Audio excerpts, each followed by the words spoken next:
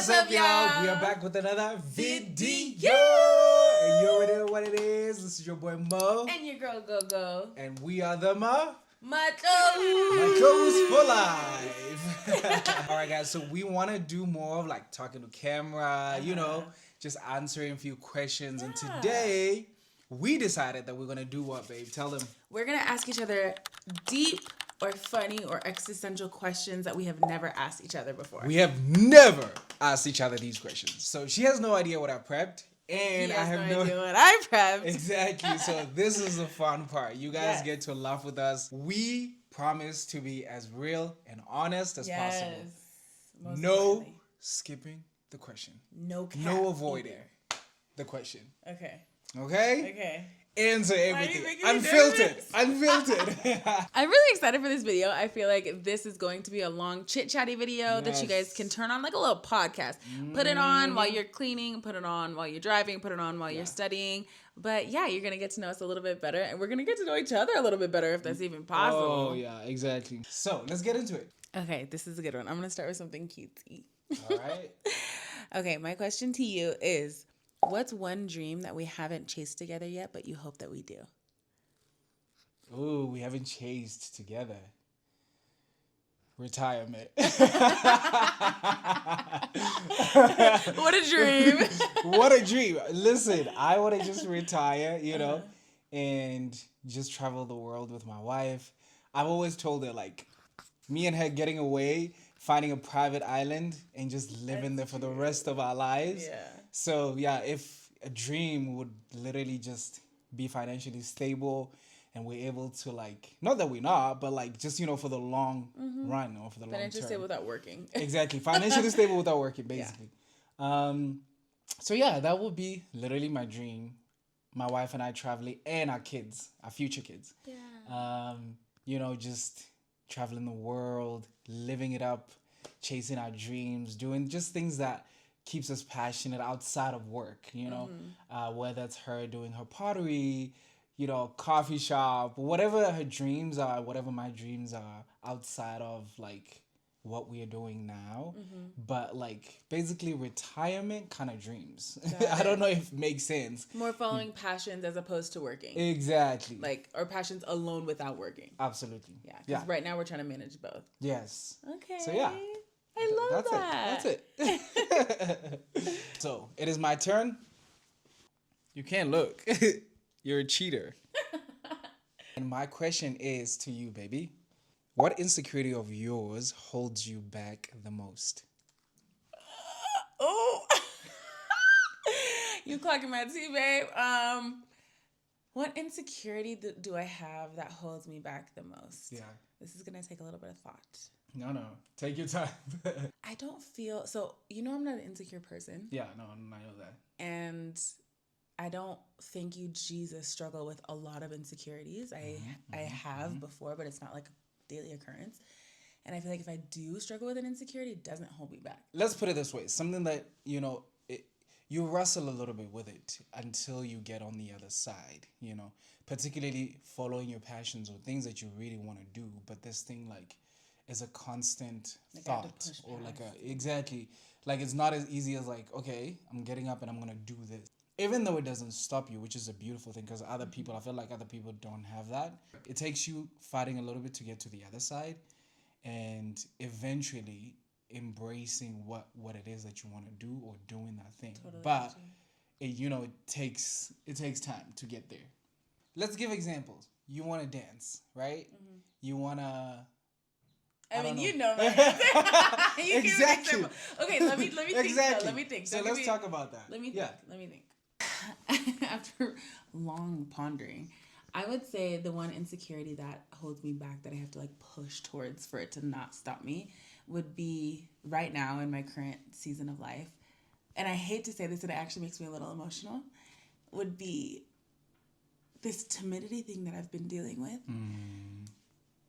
Which is so unlike me, and it's so contrary to my inner nature. When I was a kid, I was so wild and free. I was so, like, I didn't give a crap what anybody thought about me. I was funny. I did what I needed to do. I didn't second guess it.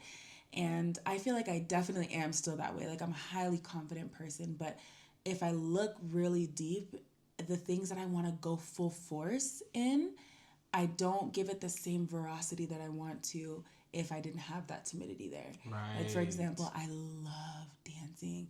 And, like, you hit it right on the head. That's why I was like, okay, you already know this answer. You already know this answer. Yeah. But in 2015, I started dancing, like, consistently with my best friend. It's the first time I started taking dance classes. And I had to push past so much to even get myself in class. And each class felt like a deliverance, you know. And I did it and I kept going. We would go multiple times a week. We went to International Dance Academy in Hollywood and we were dancing in multiple parts of California and it was just so fun, you know? Yeah. And then I stopped for a long time for my reasons, you know? And I mean, part of it was ministry, like the Lord was calling you and stuff. Absolutely. Yeah. I was traveling. I like shifted a huge focus away from like that time, but I think that time away, like a little bit of like timidity crept in and like now trying to be as free in that area, I'm not as free and it takes a lot of mental effort. It takes a lot of mental, like I have to be in a right headspace to be able to like let go. And that's how I feel about a few different areas in my life. And they don't hold me back. Like one thing about me is I'm not going to stop. I'm not going to not do it. Yeah. And that's one thing I'm very proud of myself for. But it takes so much effort to push past it and to do it. And I feel like the more that I push past that and the more that I do it, the less that timidity will exist. And so because it's right now, I am a little bit like, oh, it's tender. Yeah, I get it, baby. But yeah, that's my answer. I think you knew that. I mean, I kind of did. I knew it. It takes a lot to know what that thing is, you know? And I really want to credit you for it because a lot of people, they're so, how could I put it, like blind to it, you know? They don't know what it is, you know? And people just, you know, go with the motions of just like waking up and just, you know, if I'm motivated, I'm motivated. If I'm not, then I don't have to do it, you know, whatever. But it's like you choose, you know, and it's something to be proud of. And that's exactly what's going to get you on the other side. And yeah, thank you. I love you. I love you. There is a very annoying dog in the background, so please excuse the barking. But okay, my turn. All right. Okay, this is gonna be like a funny and lighthearted one. Okay. You started off so deep. I'm gonna cool us off here a little bit. Okay. So my question is, what is a smell that you've smelled that immediately takes you back to like a very fond memory or a core memory or like a very nostalgic moment? You threw down last night. You went all out. I did. Just that smell when I came back home, even like when I got out of the room to go get a haircut and everything, just that smell obviously took me back home. It took me back to, you know, how we grew up, just reminding me of like just the times that we spent with family events or whatever that the case may be. Yeah, whether it be like a wedding, a funeral, exactly. Get together. But just that particular smell, you know, just walking around and everybody's cooking, there's music, there's like, you literally created that yesterday. It was incredible. That was very It was cool. incredible. So yeah. I would say that particular smell literally takes me back home. Okay. My question number 2. This is question number 2, right? Yeah. Okay, cool. You can't look. Okay, why do I need to look? Okay, what do you think is one thing I could do that will drastically improve my life? Oh, that's a good question. Mm-hmm. Oh my gosh. Okay, let me think. I feel like right now, in our 20s, like the biggest thing ever to do succeed at anything is consistency, but you're a very consistent person. And so, okay, what's one thing I think that you could do that would drastically change your life? Yeah. I think it would be to go after your music in a way that's a little bit more fearless. And when I say fearless, I mean like you let that like fire, like, you know what I'm talking about. When you watch your favorite performers and your artists, you get this crazy passion and inspiration. Right. I feel like if you were to like almost put that in a bottle and drink that every day and then go after your music, write from that place, record from that place, be okay with messing up, being okay if it's not perfect, create it first, and then make it good later. I think that would drastically change your life because of how much talent you have. And if you were to marry that talent with that, what I'm talking about, Yeah. you won't be able to step outside anymore because it's over. It's over. You're too sweet. Okay, bet. Let's do it. let's do it. There's no any other choice, you know? Okay, next up. Okay. When do you feel the most unlike yourself? Unlike myself. Ooh, that is a good one. Whether it be an insecurity, a scenario, people that you're around. Like, when do you feel like you don't feel like the most yourself? Definitely outside of the presence of God. I'm just gonna go there. I'm gonna go there. Yeah. If I don't spend time with the Lord, Yeah. if I don't prioritize my Jesus time, if I don't prioritize reading the Word of God, if I don't prioritize just spending time with the Lord, Yeah. I'm not myself. I feel like I'm selfish as a person. I feel like because it's just these constant thoughts of me, myself, and I, this Your and this and flesh. this and this, just my flesh, Right, bro. right. Also, just, I'm not as content, and I'm not as happy. Yeah. But when I'm tapped in and when I'm locked in with the Lord, man, it's over. It is over because listen, like words like I can do all things through Christ who strengthens me, who gives me the strength. Those are things that empower me. They keep me going, bro. They keep me chasing after my dreams. So yeah, I feel like I'm myself when I'm in the presence of God. My true identity, who He has created me to be. And yeah, unlike yourself outside of the presence. definitely outside of the presence of God. Yeah. Okay, this is a good one. Since I've been keeping it light with you, I'm about to take it a little bit deep. Okay? Oh, and you have to be honest. You can't skip. Okay, I'm gonna try. Okay. No, I'm kidding. I'm kidding. I'll be honest. We promised. You promised. We literally said this in the beginning of the video. Okay. What is one fear or insecurity that you've never told me about? That I've never told you about? None. Think about it first. No, for real. It's either I'm actively working on it or I've overcome that. But I wouldn't say it's something that I haven't told you about. I mean, I can think about it, but there's no fears inside or insecurities that you've never like outwardly mentioned to me? Not at all. I mean, you know that sometimes I feel like this is not good enough. I beat myself so much about certain things, even if it's good and I think it's good, and other people are telling me it's good. In my eyes, if I feel like it's just not good enough, and it's just a constant battle that I'll just kind of sit there and endure in a way, or just like go back and forth with that particular thing, but. Something I haven't told you. I mean, you know pretty much everything. I mean, yeah, I would say like sometimes feeling like I'm not good enough and feeling like I'm not doing enough for you, for our family. And that's why I work so hard. Like, that's why I wake up and work so hard and in a way, that's not a good thing. I know that. Like, I'm aware of that. And it's something that I'm working on because I want to be content. And I want to feel like, you know what you're doing is enough. And God is proud of you. Your wife is proud of you. And you are seen. Exactly. Yeah. You are seen, you're supported, you are loved, and everything that you're doing is good enough. But I think there's just this thing in the back of my head where it's just like, wake up, do more. And it's not good. It is not good. So it's something that I'm actively working on.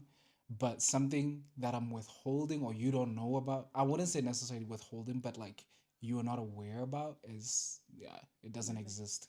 Because otherwise you would have picked it up a long time ago. Listen, we live with each other 24/7. There's no way I could just hide it and then be like in my own little world. You'll pick it up. I just mean like also have it maybe verbalized. Because you don't hide anything from me. I know you don't hide anything from me. Yeah, but even if I don't verbalize it, you'll see it bothering me and you will discern that. I mean, you're a woman of God. Okay. You'll discern that for sure. So yeah, no, I don't think there's anything. Honestly, I think it's just the ones that I'm actively working on right now that you know about. Yeah. I hate hearing this because it's so far from who you actually are. As a husband, as a man, I look at like other human beings who have been on this earth doing their things, and I'm like, the man that you are. The man that you are, baby, and I mean this, you are such a good man. You are good enough at everything you put your hand to. You're an amazing, more than good. Good enough doesn't even, I can't even counter that with saying you're good enough. You are such a highly capable man, full of love. You're an amazing husband. You're more than good enough for me. You're way more than anything I could have prayed for. And I've told you this, and you know I know, this. bro. You're going to make me cry. Thank you. I mean it. Thank you so much. I mean it. That was so beautiful. I hate hearing that. I know. I hate it too. But that's why we have Jesus and actively working on it, you know? So. All right. It is my turn. Let's go. I don't know how you're going to react to this one. Okay. But, are you ready? Yeah. Okay. Okay, so if we were to have a baby in 5 years' time, would you approve? Yes or no? Would I approve of having a baby in 5 years, or would I approve of the baby? No, having a baby, like part of our plans, saying to you, baby, I don't want to have a baby now, but I want to have this baby in 5 years' time. Okay, so that means I'll be 28, 29, 30, 31, 32, 33. I would not approve. I would not approve. I would be like, that's just too bad. We're having the baby now. No, I would not approve of that plan. I would want to hear your reasoning. Of course, I would never just straight out the gate be like, no. But like if it was some type of like health thing, or like if you had a good reasoning, I would always hear you out. You know me. I'm not just gonna like shut you down. No good reasoning. Just part of our plans. Heck no. Boy, bye. Come over here and give me that baby. All right. Next up. So if we never met, what would you be doing right now? Oh my gosh. Exactly. My life would be significantly different. And you would be with somebody else? I would be with some crackhead. Okay? Some buster compared to you. No, okay. My life would be so different. I probably would be with somebody else. Who? I don't know. How am I supposed to say who? You're cheating on me. Okay, boy, wow. You're literally cheating. My life would be significantly different. Hello, I'm living in... You're supposed to say you were going to find me, baby. Bro. You're supposed to say you were going to find you, bro. I didn't even answer the question. No. I didn't even answer the question. The rest of the question doesn't matter. Just after you say you'll be with somebody else. You asked, I couldn't even answer. You're supposed to find me. I wasn't done. I wasn't done. Wow. I literally wasn't done. What I was going to say was I would have been in America. And I would have... Is this if I've never met you before, or if I was never with you? If we've never met. Never met. Yeah. That means I probably would have never come to South Africa. That means I probably would have been living my best life in America and felt this hole inside. Good. Being like, there's somebody out missing. Yeah. There's something missing inside of me. I feel like I need to just leave the country. And I probably would have gone on a trek in the wilderness to find you. I would have traveled thousands of miles. See, that's what I'm talking about. And the about. second I saw you, I would have been like, this is my answer. This is my key. Exactly. I like that. No, to actually answer the question, where I would be if we've never met, I probably would be in America. I probably would not have the same worldview. I wouldn't speak this language. I wouldn't be living in South Africa. I wouldn't have this huge part of my life that's helped refine and change me as a person and my outlook. Like part of, you've taught me how to be a lot more understanding as a person. You've taught me how to be, like always like look at a different perspective. Like, and always, I feel like I'm a very selfless person, but it added on to that in a way of like, what about this? They could be going through that. Maybe the reason this person cut you off is not because they're an idiot. Maybe it's just because they late for work. Like, you know, basically giving them the benefit of the doubt. Exactly. So I wouldn't have a lot of those attributes, and I probably would be in LA, probably working on a show. Like high key, I would be in LA. I would have continued makeup artistry and creative direction. I would not be doing content creation. I wouldn't be in digital marketing. I'd probably be working on a show, or I probably would have been a creative director for a label. Yeah. And I would have been depressed. That's my answer. Thank you. Thank you.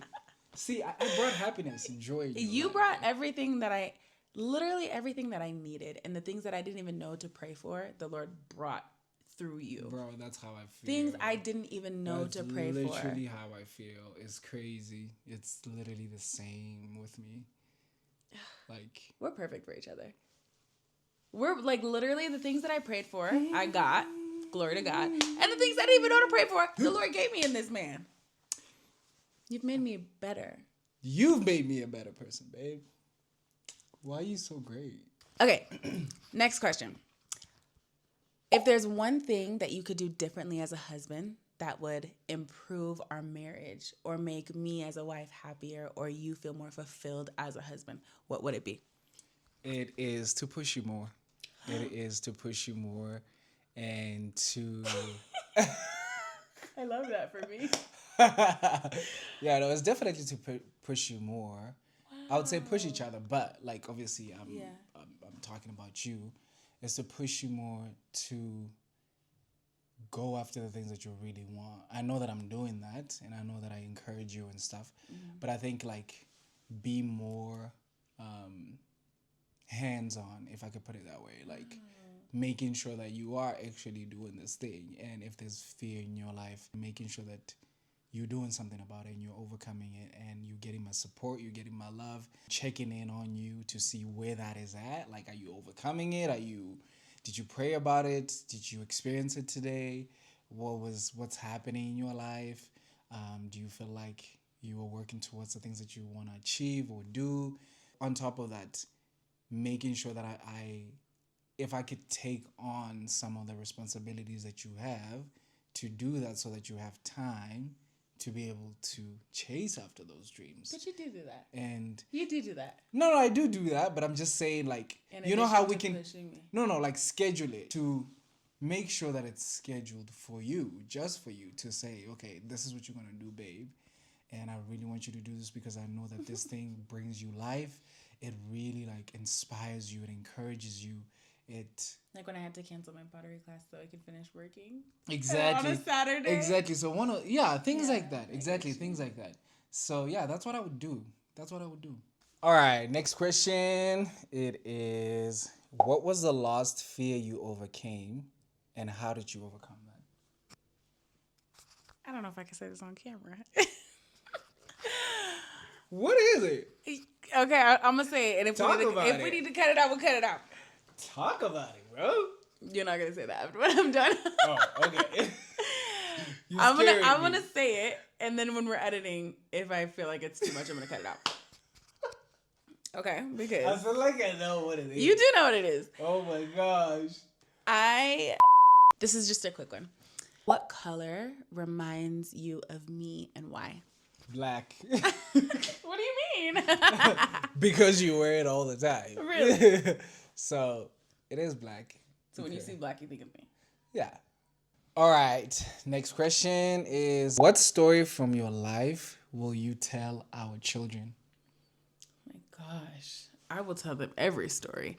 I'll tell them the story of my mother and father, how they fell in love. I'll tell the story about how I was sitting on my dad's lap one day, and it was after I got in a little fight with my sister. And I was like, I think 12 or 13. And I was crying to him. And he told me that the love in our family is a strong love. It's a strong love. And not everybody has the privilege of experiencing this beautiful type of love and connection. He used the word strong love. Yeah. And he told me that even in tough times like that, we would continue to find the strength to love each other to that capacity and not ever let that love dim. Amazing. I would tell them the story of our love. Obviously, they would know that. I would tell them how their daddy took such good care of my heart, how he was very careful before even starting a relationship with me. He went into it so pure-hearted and so well-intentioned. I would tell my daughters to wait for that kind of love. I would tell them to, if their man doesn't look at them like their daddy looks at me, kick him to the curb. Kick him to the curb. I would tell them I'll tell them the story of what it felt like walking down the aisle that Yes. I've never felt that amount of emotion and love and power. Yo. Like, I've never felt that before. That was something I don't know that I'll ever feel again. Like, Yep. that was the most overwhelming feeling. And I would tell them the story of how you were waiting for me and you were crying at the end of the aisle. I was a mess. I'll definitely tell them that story. That is beautiful. And my last question is, now that we have been married for almost a year, Crazy. is there anything that you would go back and rewrite in your vows, and why? Oh, in my vows? Mm-hmm. Now that you know me better and that we've been married, and is there anything you'd rewrite? Damn, that's such a good question. To rewrite, I mean, I feel like we both know this, but I don't think I expressed it during my vows. Mm-hmm. But I think you did. What? But I've seen us like live that and walk that every day. Would be love is a choice, it's not a feeling. You know, it's definitely a choice. It is a feeling, a portion of it is, but you don't necessarily have to go with the feeling of it. You have to choose to love the person. And I would say love is a choice rather than a feeling. The feeling comes from the choice. Exactly, the feeling comes from the choice. So that's what I would say. And because I'm in it now, it's like you wake up and you choose to love this person. You know, you wake up and choose to show up for this person. You wake up and choose to create an atmosphere that is peaceful, that is loving, that is, you know, of the Lord, you know, for your family and for, you know, so it's never like a thing of like, well, I don't have to choose this, so I don't have to do that. It's like a choice. And that choice turns into a beautiful feeling of happiness, of joy. The result of the choice, you know, makes the home what it is. Next one is, when will you have made it in your eyes? Like made it, like I made it in your eyes. I have a very clear vision of that. It's when I have 2 little babies following me around. And we live in a home that is well curated and decorated in the way that I have always envisioned. It's when my husband comes home from the studio or he comes home from his world tour. Comes home is crazy because I'll be there with him. I was like, right. We're going to do this together. When my husband comes home from songwriting sessions and the studio, and he comes home to a home-cooked meal, and my babies are running around, and they're safe, and they're happy, and our home feels like peace, and it smells good, and it looks beautiful. Yes. And there's no stress of finances. Yes. There's no stress of family. There's no stress of anything that we can control is within our control, and we are led by the Lord in those things. And then I wake up the next morning and then I head out and I'm on my way to set, whatever the project that I'll be working on, whether that be a campaign for Givenchy or Valentino. Let's go. I like that. Or a music video. And I got my cute little all black fit on. Yes. And I'm in very good physical shape. I'm healthy. I have good mental vitality. Cognitive function is on 10. Yes. And I get my cute little purse. I send my babies to school, and I am on my way to set, and I'm living my best life, and then I come home, and I feel like that would be like, yeah, girl, you made it. Thank you so much for watching our video. We love you guys so much. And we love these kind of sit-down chit-chatty videos that you can just put on and just play and hear while you clean your house, while you study, while you do your thing. Yes. So you can get to know us a little bit better, and hopefully, absolutely, you get a little insight into us and our relationship and our life. Yes, you guys. And we really enjoyed doing this. Let us know if you also enjoyed it, and if you want to see more of these, we'll definitely do them. Yes. Thank you so much for being here. You guys are great. You guys keep us going, and we love you guys so much. And don't forget to like, comment, share, and subscribe. All right, so we'll see you on the other side. Bye. Okay, next up. Oh, what is it? Wait, what is it?